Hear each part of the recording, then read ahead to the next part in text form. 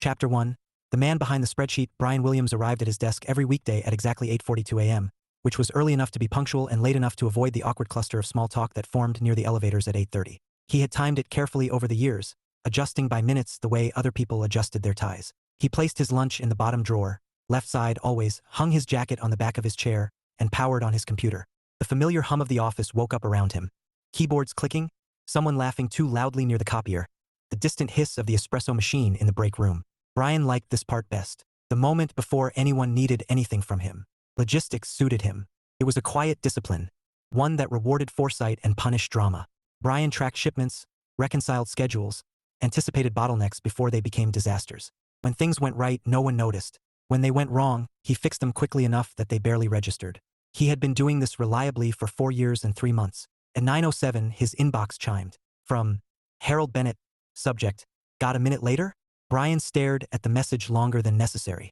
Harold didn't usually send emails for casual conversations. Harold preferred sticking his head over the cubicle wall and saying things like, "Brian, my boy," despite Brian being 32 and not, in fact, anyone's boy. Brian typed back a polite response, of course. "Let me know when works." Then immediately regretted the exclamation point he hadn't used. He reread the message anyway, as if tone could still be adjusted after the fact. Harold Bennett had been with the company for 40 years. He wore the same style of tie he'd worn in old company photos. Wide, assertive, faintly defiant. He had hired Brian straight out of a smaller firm and had, to Brian's ongoing surprise, remembered his name every single day since. At 10:30, Harold appeared beside Brian's desk without warning. "Walk with me," Harold said. Brian stood too quickly, knocking his knee into the desk. He followed Harold down the hall, past glass-walled conference rooms and motivational posters no one believed in anymore. They stopped at Harold's office. The door closed. Harold didn't sit. Instead, he leaned back against his desk, arms folded, studying Brian with an expression that was not unkind but was unusually serious. "You've been solid," Harold said. Brian waited. Compliments from Harold were rarely standalone events. They were prefaces. "I've been thinking about retirement," Harold continued. The word landed heavily between them. Brian managed, "That makes sense." Harold smiled. "Careful. That sounded rehearsed." Brian flushed. "Sorry. Don't be. You're not wrong." Harold straightened. "I won't drag this out. When I go, I want you to take my place." The room felt suddenly too small, as if someone had moved the walls inward while Brian wasn't looking. Brian stopped, restarted. "Me? Yes, you." Brian searched for the polite way to refuse a compliment that felt like a misunderstanding. "I think there are people who are more louder," Harold supplied. Brian hesitated, then nodded. "Louder isn't better," Harold said. "It's just louder." Brian stared at the framed certificates on the wall, the decades of quiet authority they represented. He imagined himself there and felt an almost physical recoil. "That role puts you in meetings constantly," Brian said carefully. "Presentations, decisions that everyone sees. And," Brian swallowed, "I've always worked best in the background." Harold studied him for a long moment. Background people keep the whole thing standing. The conversation ended soon after, with no demand for an answer. Harold wasn't that kind of manager. He liked ideas to marinate. Brian returned to his desk in a daze. The spreadsheet on his screen, shipment forecast Q3, looked the same as it always had. Perfectly balanced. Predictable. It had never asked him to speak in front of 30 people. At lunch, Brian sat alone at his usual table, scrolling through his phone without absorbing anything. Around him, coworkers clustered in familiar groups. He realized, with a jolt, that many of them probably didn't know what he did all day. They just knew that things worked. He had built a life on that principle. At 1:15, the office buzzed with a small but noticeable shift in energy. People stood, whispered. Someone said, "She's here." Brian glanced up just as a woman walked in beside the HR manager. She had dark hair pulled into a loose knot, a confident stride, and the kind of smile that suggested she found situations interesting rather than intimidating. She laughed at something the HR manager said, the sound bright and unguarded. "That's Lena Morales," someone murmured behind Brian. "Consultant, here to help optimize operations." Optimize. Brian felt a flicker of professional curiosity despite himself. Lena's gaze swept the room, quick and observant. For a fraction of a second, it landed on Brian. She smiled, not politely, but with interest, before being guided toward the conference rooms. Brian looked back at his screen, heart beating just a little faster than necessary. By 5:02 p.m., Brian shut down his computer. He put on his jacket, slid his lunch container back into his bag, and paused. For the first time in years, his routine felt insufficient. Something had shifted. He was still the man behind the spreadsheet, but someone had noticed him. Maybe two someones. As he headed toward the elevators, Brian had the unsettling thought that staying in the background might soon stop being an option. And worse, part of him wondered what might happen if he didn't try to hide at all. Chapter 2. Enter the disruption. By Tuesday morning, Brian had convinced himself that nothing fundamental had changed. This was not because nothing had changed, but because Brian was very good at building plausible explanations for why he should continue behaving exactly as he always had. Harold's words, "When I go, I want you to take my place," had been folded neatly into a mental file labeled later. The woman with the confident smile had been filed under new consultant, probably temporary. Brian arrived at 8:42, stowed his lunch, powered up his computer. Normal. At 8:58, his calendar reminder appeared. 9:30, Operation Sync, Conference Room B. Brian frowned. He wasn't usually invited to Operation Syncs unless something had gone sideways. He opened the agenda. Half the items were familiar logistics concerns, but the last line made his stomach tighten. Intro. Lena Morales, Process Optimization Consultant. Brian closed the calendar and opened it again, as if it might change its mind. Conference Room B was already half full when he arrived. Brian chose a seat along the side, angled slightly away from the table, a position that allowed him to observe without being observed. He set his notebook down, lined up his pen with unnecessary precision, and waited. Lena Morales entered mid-conversation, carrying a laptop under one arm and a paper coffee cup in the other. She wore a navy blazer over a soft gray top, professional without being severe. When she smiled at the room, it wasn't the cautious smile of someone bracing for judgment. It was open, curious, as if she expected to like them. "Sorry," she said lightly. "The elevator and I had a philosophical disagreement." A few people laughed. Brian did not, but only because he was busy noticing how easily she had captured the room. She took the empty chair near the center. As she settled in, her eyes flicked briefly around the table and landed on Brian. Recognition flashed across her face. Not vague politeness, actual recognition. She smiled again, smaller this time, as if it were just for him. Brian looked down at his notebook so quickly, he nearly missed Harold clearing his throat. "Let's get started," Harold said. "Lena's here to help us identify efficiencies across departments. She'll be working closely with logistics." Brian's pen froze. "Lucky me," Lena said, glancing toward Brian again. "Logistics is where all the interesting puzzles live." Several heads turned in Brian's direction. Heat crept up his neck. He kept his eyes on the page, as if the words quarterly vendor review were suddenly fascinating. The meeting unfolded in its usual rhythm. Updates, cautious optimism, guarded complaints. Brian spoke once, briefly, to clarify a shipping delay that wasn't actually a delay but a miscommunication with a regional distributor. He phrased it carefully, neutrally, the way he always did. Lena leaned forward slightly as he spoke, listening with an intensity that made Brian suddenly aware of his own voice. When the meeting adjourned, Brian gathered his things quickly, intending to disappear before anyone could redirect him into conversation. "Brian." He stopped. Lena stood a few steps away, laptop tucked against her side. Up close, her eyes were warmer than he'd expected. Dark, expressive, attentive. "Yes," he said, then immediately wondered if that sounded defensive. "I'm Lena," she said, unnecessarily, extending her hand. He shook it. Her grip was firm, confident, not testing him. "I wanted to say, I really appreciated how you reframed that shipping issue. You didn't just explain the problem. You explained why it looked like a problem." Brian blinked. "Oh, you made it make sense," she finished. "That's not nothing." He nodded, unsure what response was expected. Compliments tended to short-circuit his conversational instincts. "I'll be digging into logistics processes this week," Lena continued. "I was hoping I could steal some of your time later, if that's okay." Brian hesitated for half a beat too long. "Of course," he said. "Any time." She smiled. "Careful. I might take you literally." Something about her tone, playful, not demanding, made his chest loosen. "Great," she said. "I'll find you." And then she was gone, absorbed into a cluster of managers. Brian stood there for a moment, disoriented. He had been found. She appeared at his desk at 11:17. Brian knew the exact time because he checked his computer screen twice to make sure he wasn't imagining it. "Hi again," Lena said, resting one hand lightly on the edge of his cubicle wall. "Still a good time?" Brian gestured awkwardly to his chair. "Yes, always. Now is good." She laughed softly and pulled up a nearby chair, turning it so they faced each other rather than the screen. It was a small choice, but it changed the shape of the space. "So," she said, opening her laptop, "walk me through how you track vendor reliability." Brian launched into explanation mode without thinking. This was safe territory. He spoke about lead times, variance thresholds, contingency planning. As he talked, Lena occasionally interrupted, not to redirect but to clarify. "And when that happens, you already have a backup in place?" "Yes," Brian said. "It's quieter that way. Quieter. Less reactive." She grinned. "I like that.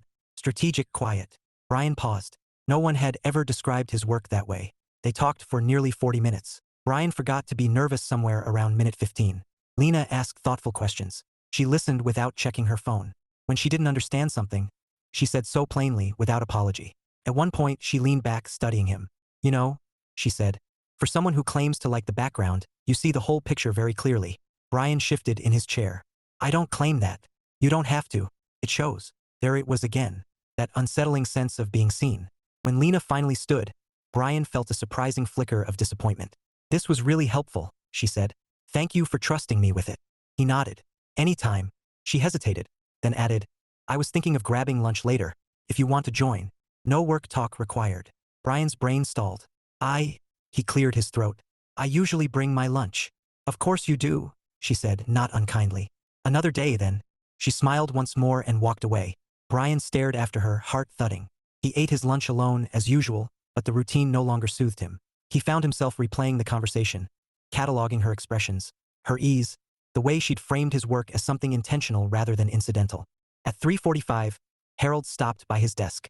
I saw you talking with Lena, Harold said. Yes, and? Brian hesitated. She's perceptive. Harold smiled. Good. You'll need people like that around you. Brian frowned. Around me? Harold only winked and walked away.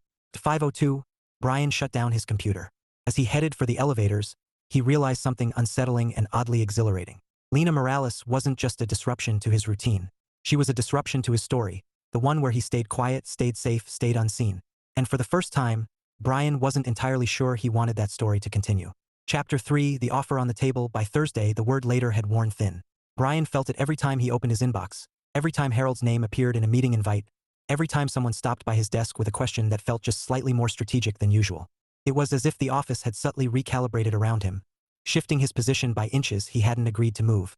He coped the only way he knew how, by being excellent. He resolved a supplier dispute before it escalated, adjusted a delivery schedule to avoid a warehouse bottleneck, and flagged a cost overrun that would have been embarrassing if discovered any later. He did all of this quietly, efficiently, without drawing attention to himself. It didn't help.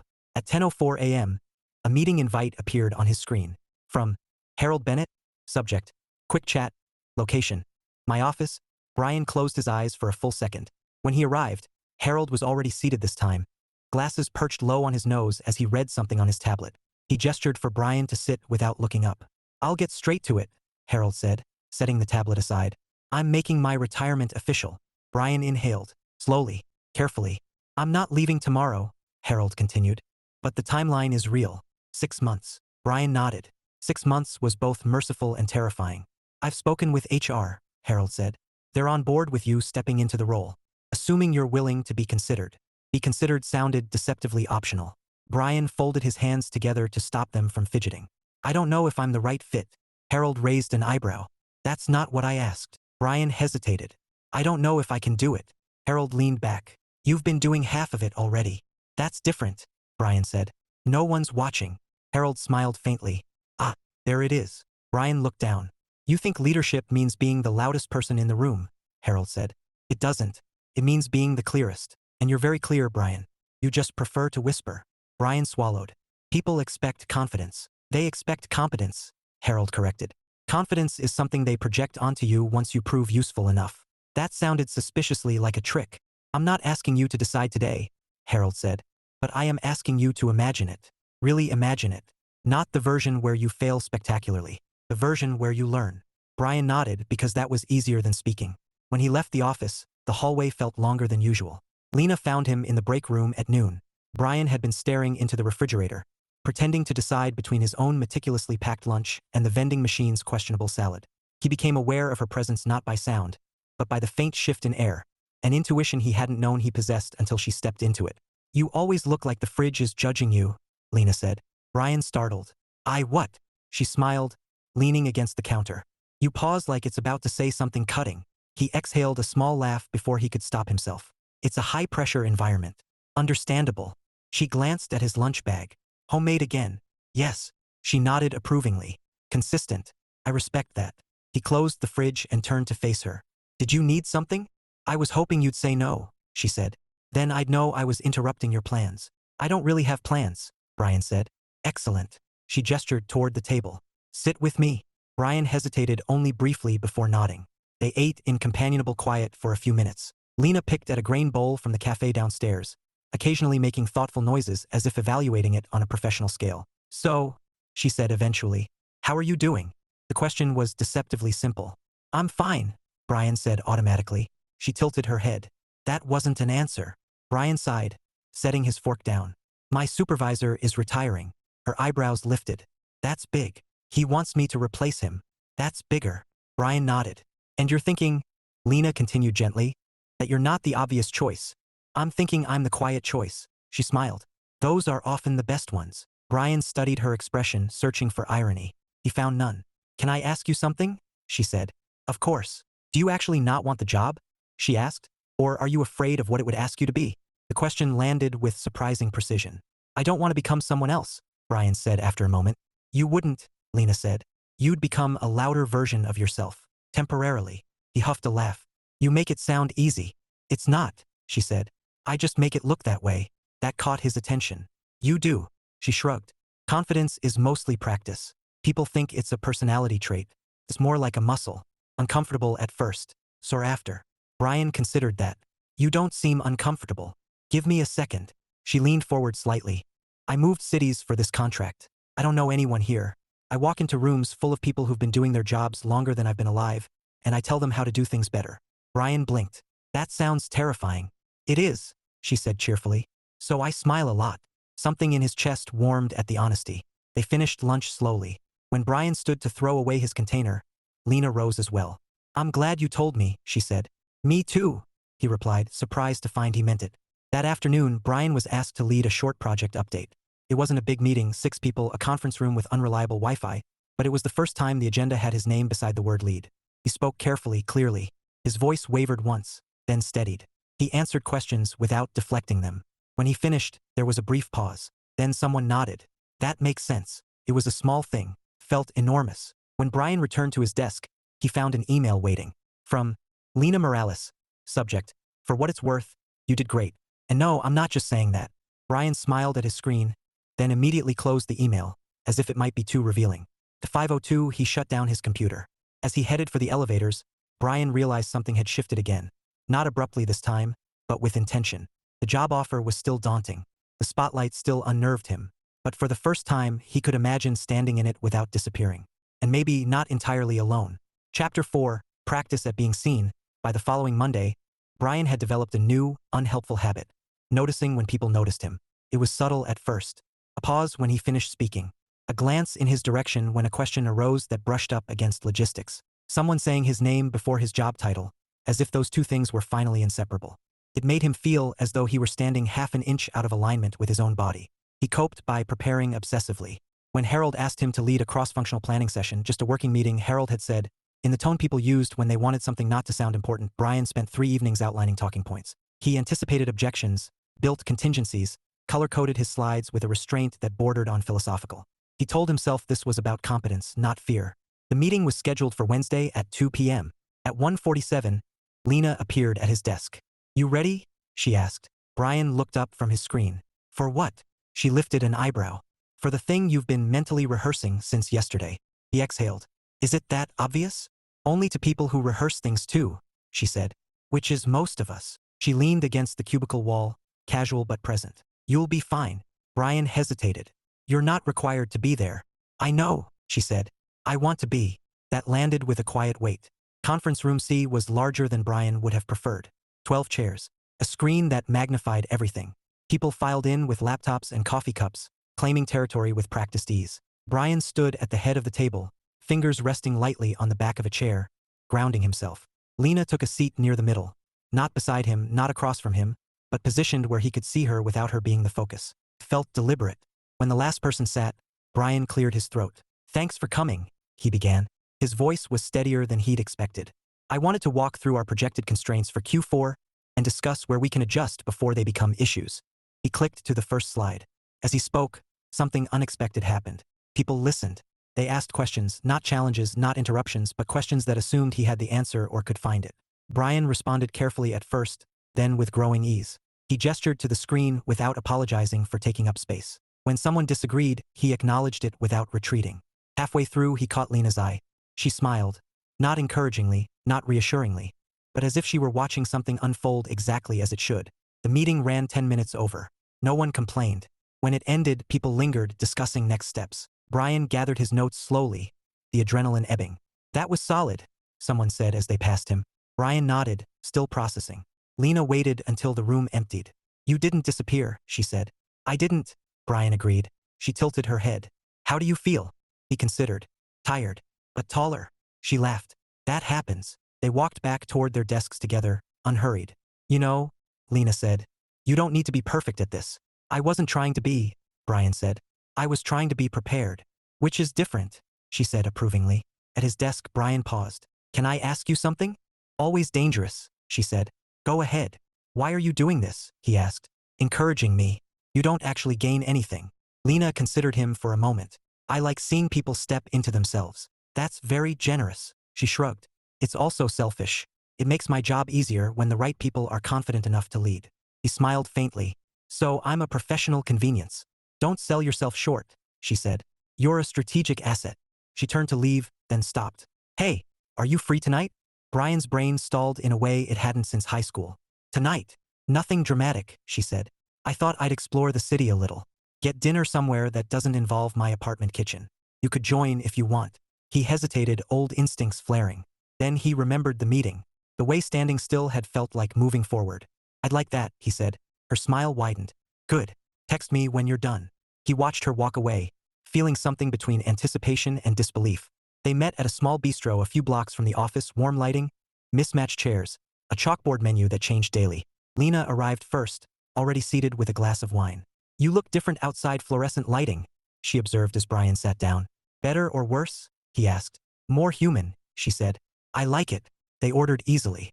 Conversation flowed with surprising naturalness, slipping between work and non-work without friction. Brian learned that Lena hated running but loved long walks, that she collected postcards she never sent, that she once turned down a promotion because it came with a corner office and she didn't like being isolated. "Ironic, given your current role," Brian noted. "I compensate with noise," she said. "Coffee shops, busy streets. I need movement." Brian nodded. "I like knowing where things are." "That tracks." She studied him over her glass. "You don't give yourself much credit." He smiled wryly. "I'm efficient that way." They laughed. As dinner wound down, the conversation softened. "Do you ever regret staying in the background so long?" Lena asked gently. Brian thought about it. "I don't think I knew I had a choice." She nodded. "Most people don't, until something shifts." He met her gaze. "You're part of that shift." "I know," she said. "I hope that's okay." "It is," he said. "It's just new." They paid and stepped out into the evening air, the city humming around them.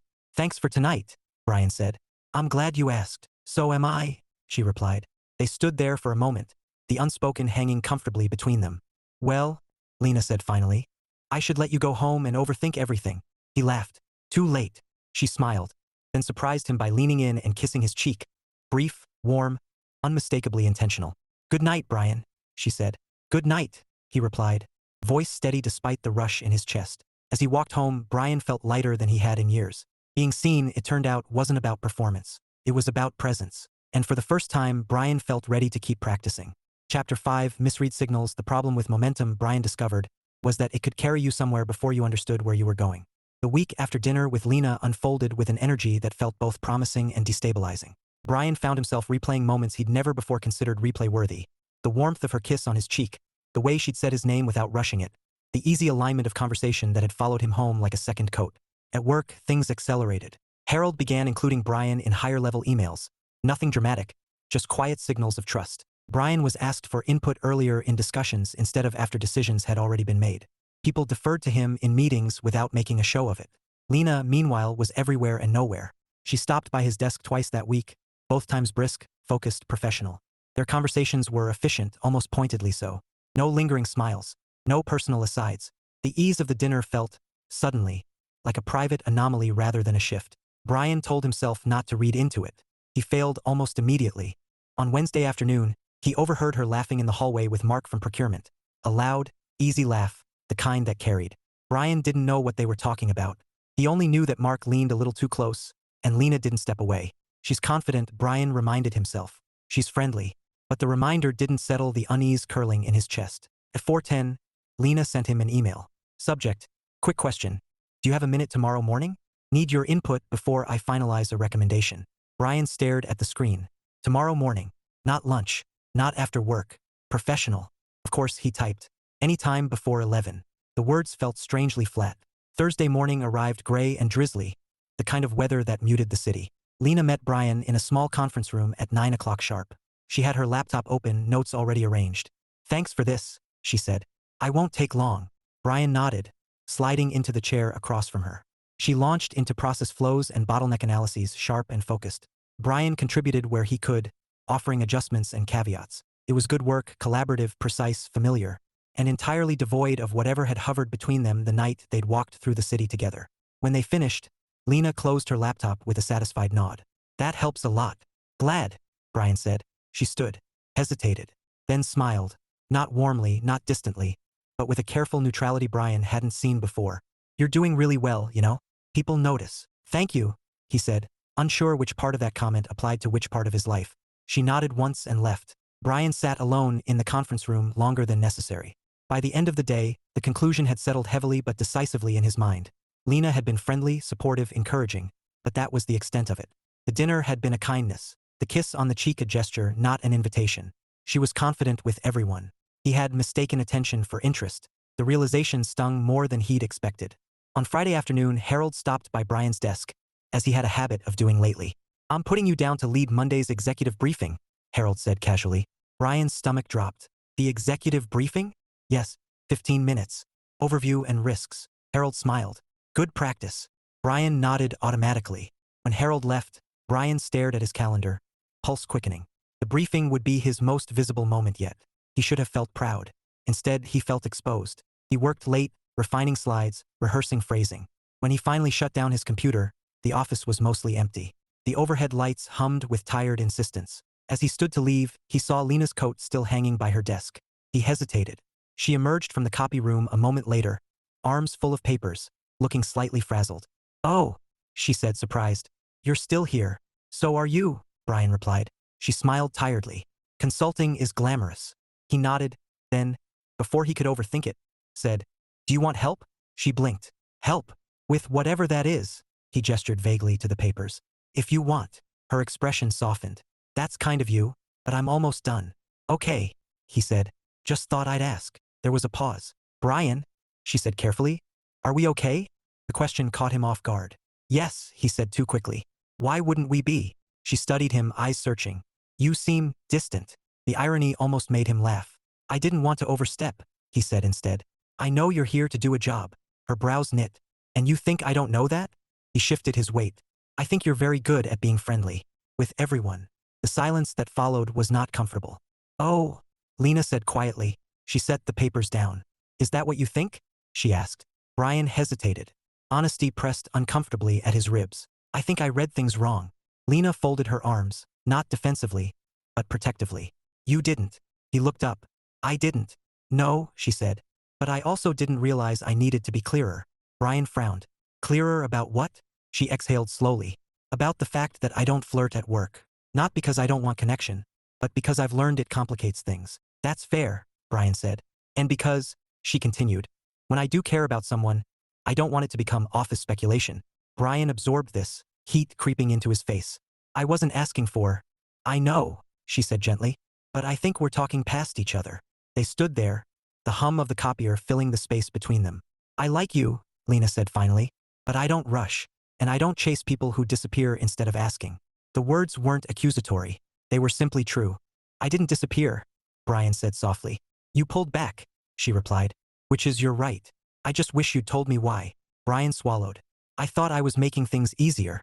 For who? She asked. He didn't answer. After a moment, Lena nodded. I should go. She gathered her coat. Good luck on Monday, she said. You'll do well. Then she left, the door closing gently behind her. Brian remained where he was, heart pounding, not from rejection, but from recognition. He had done what he always did when things mattered. He had retreated. Over the weekend, Brian tried to lose himself in preparation. He practiced the briefing until he could recite it backward. He revised slides no one else would notice, but Lena's words echoed, persistent and uncomfortable. I don't chase people who disappear instead of asking. On Monday morning, as Brian stood outside the executive conference room, waiting to be called in, he realized something with startling clarity. The job wasn't the only thing asking him to step forward. And this time, staying quiet wouldn't protect him from the cost of not trying. When his name was called, Brian straightened his shoulders and walked into the room. Not perfectly steady, but present. And that, he was beginning to understand, was the difference. Chapter 6, the almost yes. The executive briefing ended with a silence Brian hadn't anticipated. Not the uncomfortable kind.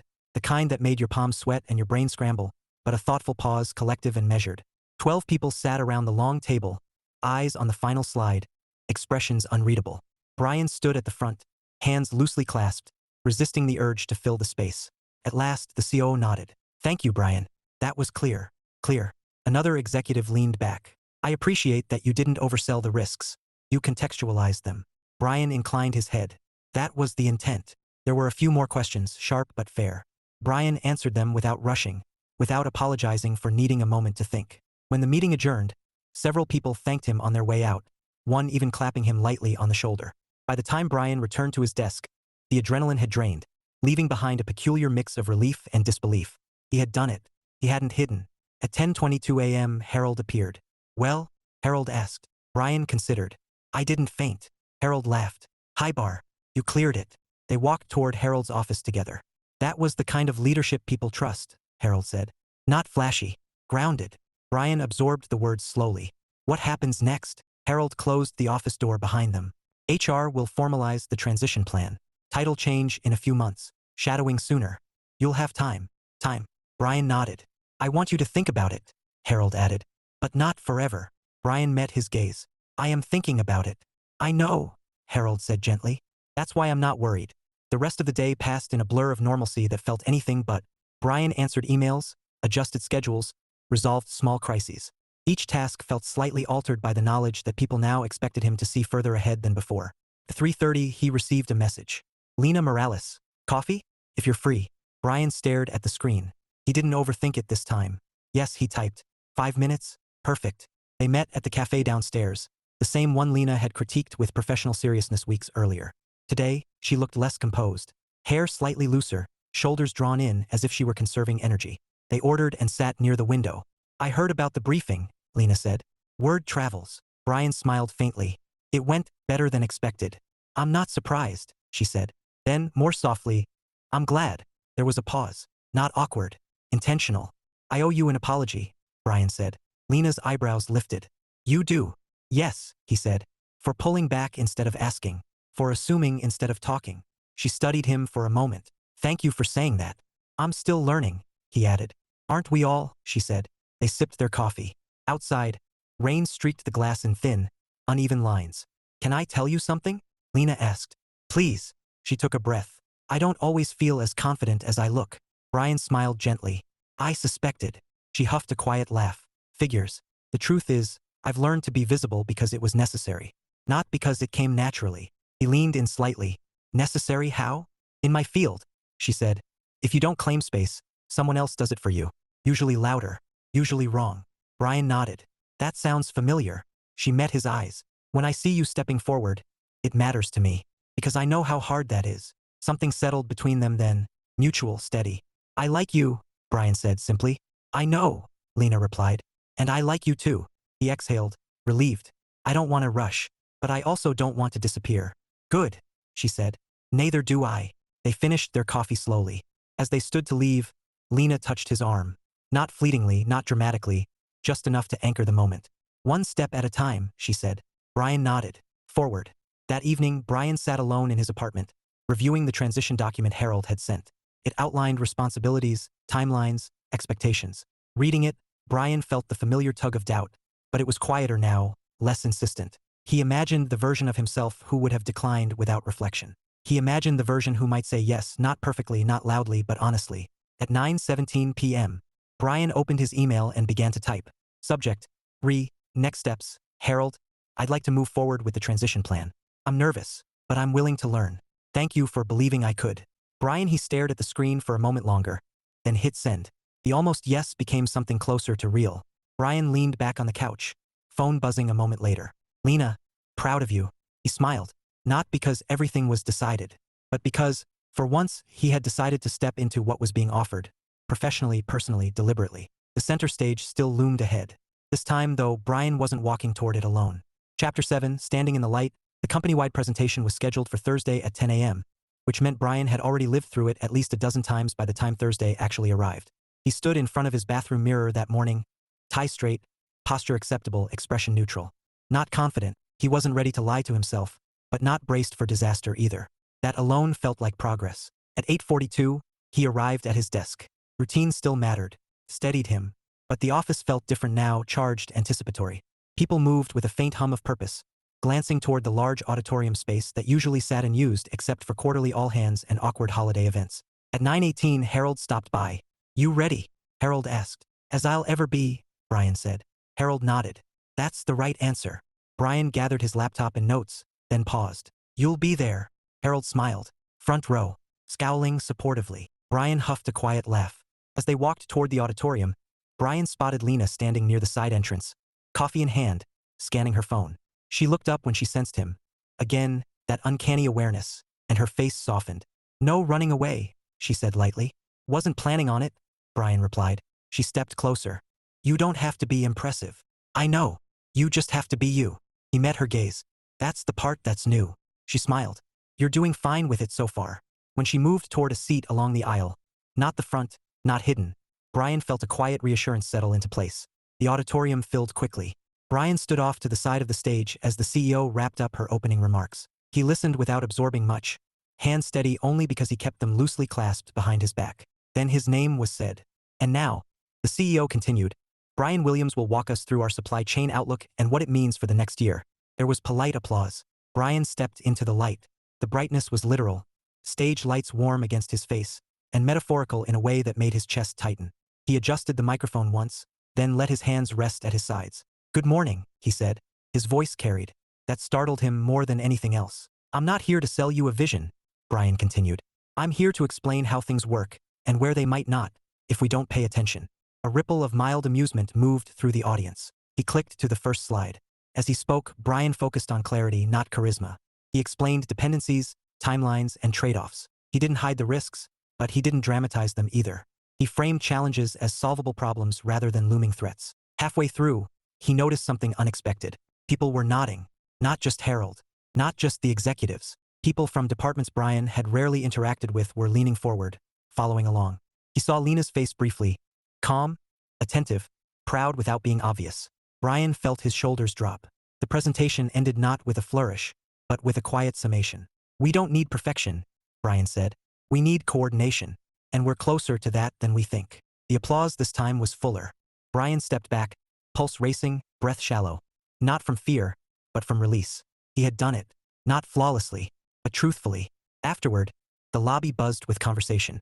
People stopped Brian to ask questions, to clarify points, to say things like, "That helped," and "I didn't realize how connected all of this was." Each interaction stretched him slightly, but didn't tear. Lena found him near the coffee station, 2 cups in hand. "You were good," she said, handing one over.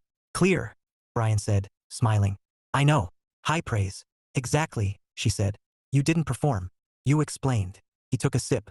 "That was the goal." She studied him for a moment. "How do you feel now?" Brian considered. "Relieved. And different." "Different how?"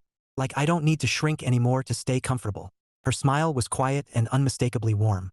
"That suits you." They stood together amid the hum, a small island of calm. Later that afternoon, Harold called Brian into his office.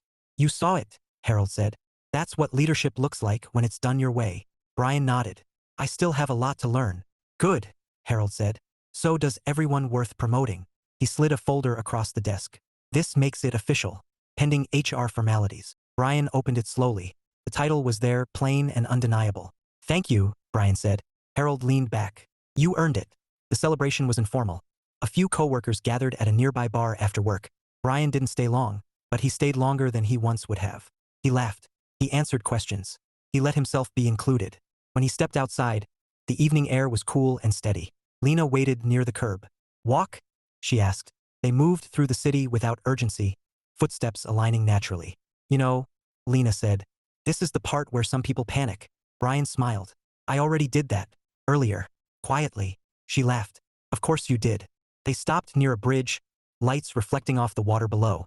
"I'm glad you didn't disappear this time," she said. "So am I," Brian replied. "I almost did. Old reflex. What stopped you?" He looked at her. I realized staying quiet wasn't the same as staying safe. It just delayed the risk. She nodded.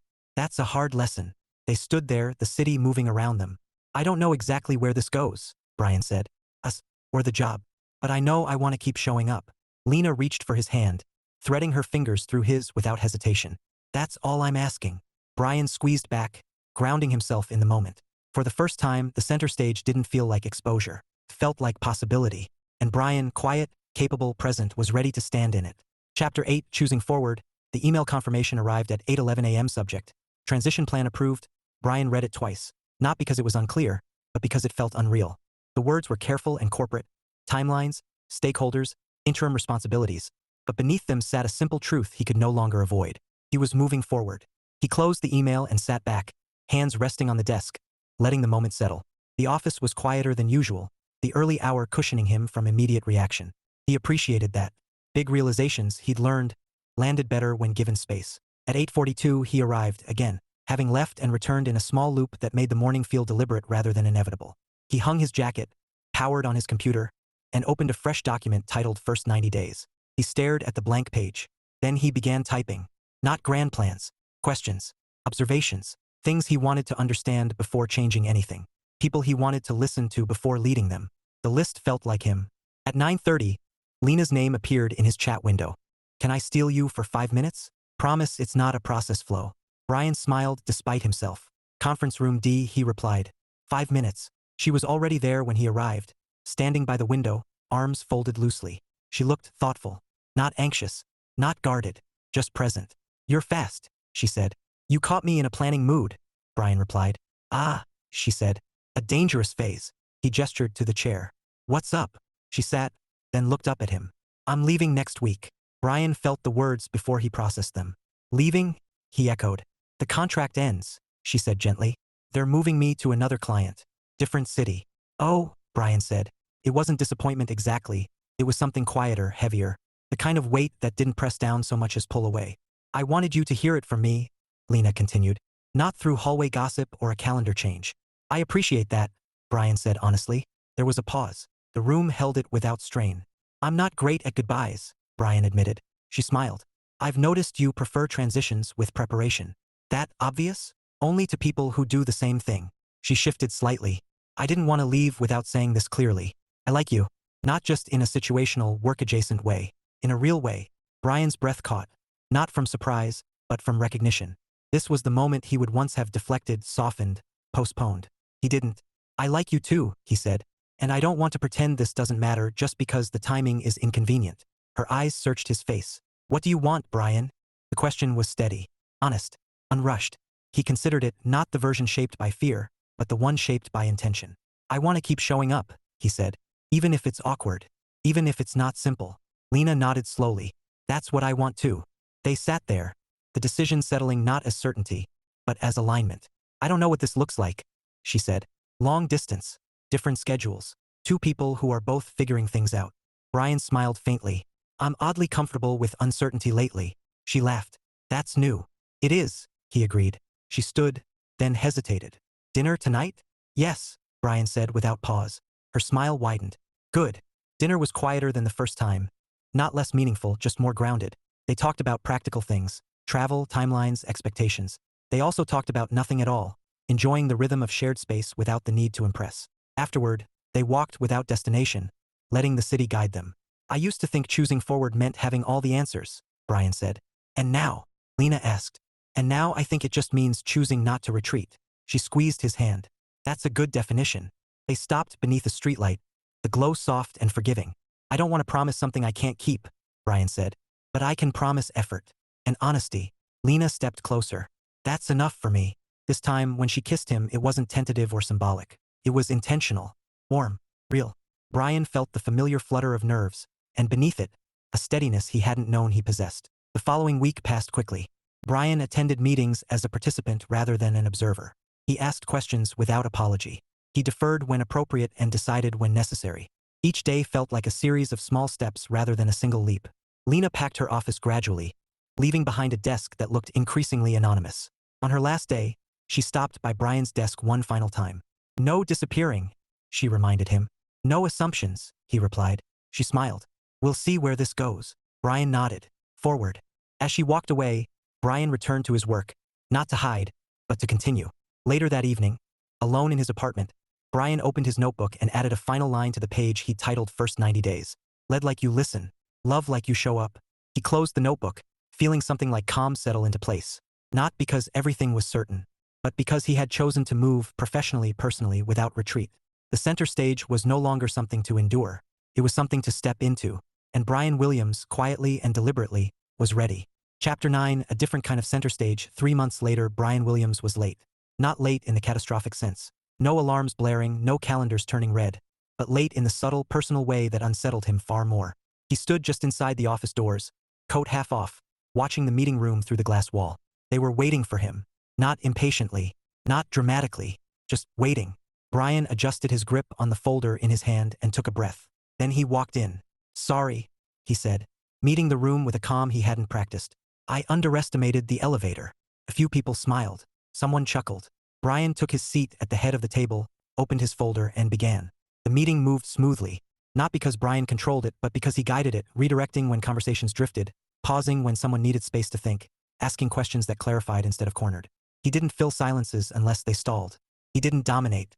He didn't disappear. When it ended, people gathered their things with the unhurried ease of a team that trusted the process. As the room emptied, Brian remained seated for a moment, hands resting flat on the table.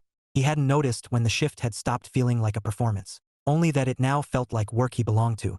His office, still technically temporary, still missing a few personal touches, was quiet when he returned. Sunlight cut across the floor in a way that suggested afternoon rather than urgency. Brian set the folder down and leaned back in his chair. He thought of Harold, now retired and sending occasional emails that always ended with proud of you. He thought of the version of himself who would once have rehearsed apologies before every sentence. He smiled faintly. 2:14, his phone buzzed. Lena. Landed. Long day. Miss you. Brian's smile softened. They had found a rhythm, not effortless but intentional. Calls scheduled and unscheduled.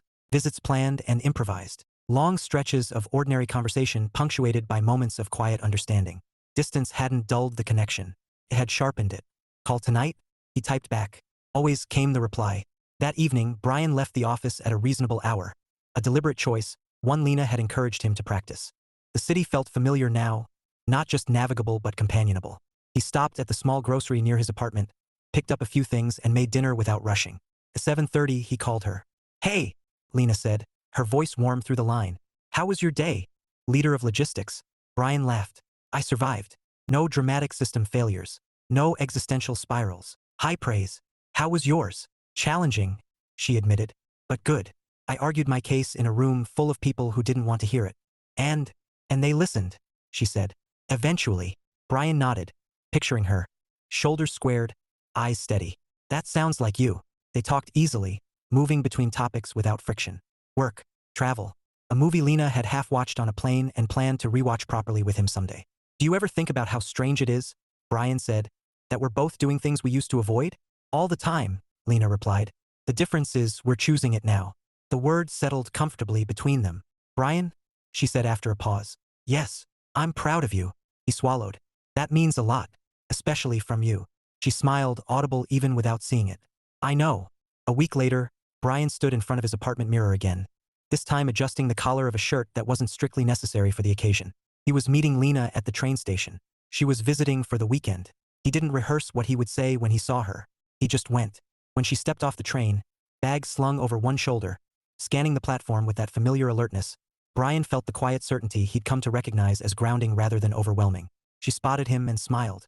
Not the confident smile she gave rooms full of strangers. The real one.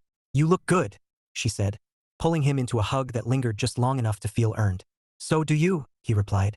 They walked without hurry, hands brushing, conversation starting and stopping naturally. At his apartment, they cooked together, something simple, something shared. Later, they sat on the couch, knees touching, the city humming outside. This place feels like you, Lena said, glancing around. Calm, thoughtful. Brian smiled. I think I'm finally letting it be. She leaned into him. I like who you're becoming. So do I, he said. And he meant it not as a declaration but as an observation. On Monday morning, Brian stood once more at the front of a room. This time, it wasn't a presentation or a briefing. It was an introduction. As many of you know, the CEO said, Brian Williams will be formally stepping into the role of Director of Logistics effective today. The applause was warm, genuine. Brian stepped forward, heart steady. Thank you, he said. I won't take much of your time. A few smiles flickered. I've spent a long time working behind the scenes, Brian continued. That won't change. What will change is how visible our work becomes, because it deserves to be understood, not just assumed. He paused, meeting the room. I don't have all the answers, but I'm committed to asking the right questions and listening to the people who already know more than they think. The applause this time felt like acknowledgement rather than encouragement. When it ended, Brian felt something settle into place. Not triumph, belonging. That evening, he and Lena stood on the bridge again, lights reflecting across the water. The city moved around them, familiar and alive. You're different, Lena said softly. Brian considered. I think I'm more myself. She smiled. That's the best kind of different. He took her hand, grounding himself in the warmth, the present. I used to think the center stage was about being seen, Brian said. Now I think it's about being accountable. She nodded. And choosing to stay. They stood there, quiet and steady, no rush to define what came next. Brian no longer needed everything mapped out. He had learned that forward momentum wasn't about certainty. It was about presence. And Brian Williams, once quiet, always capable, had finally stepped into a life where he no longer needed to hide to belong. The spotlight hadn't changed him. It had simply revealed him. And for the first time, that felt exactly right. Epilogue, quiet, on purpose. A year later, Brian Williams still arrived at 8:42.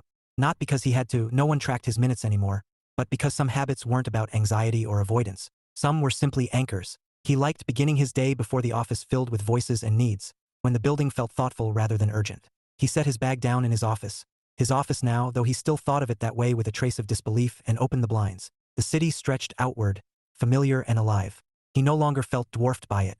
The morning moved with a comfortable rhythm. A quick check-in with his team.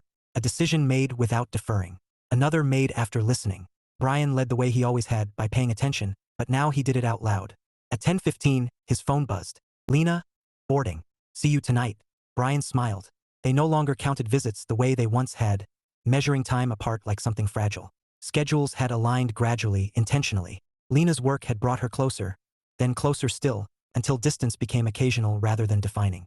They had learned each other in increments, how to argue without retreating, how to sit in silence without assuming it meant disconnection, how to choose presence even when it required effort. At lunch, Brian walked to the small cafe near the office. The barista greeted him by name. A year ago, that would have unsettled him. Today, it felt like evidence of continuity. In the afternoon, a new hire knocked on his door. Sorry to bother you, she said. I just wanted to ask. How do you know when you're ready to take on more? Brian considered the question carefully, the way he'd learned to. I don't think you ever know, he said. I think you decide whether you're willing to learn in public. She nodded, relieved rather than intimidated. That helps. After work, Brian met Lena at the station.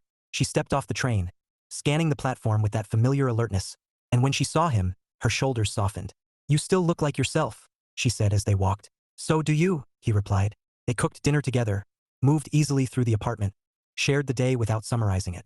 Later, as the city settled into evening, they sat by the window, knees touching, no rush to fill the quiet. You know, Lena said, you're not quiet the way you used to be. Brian smiled. I think I just stopped confusing quiet with invisible. She leaned her head against his shoulder. Good distinction. Brian rested his hand over hers, grounding himself in the ordinary weight of the moment. The center stage no longer felt like a place he had to step onto. It was simply where he stood, calm, attentive, present. And for Brian Williams, that was more than enough.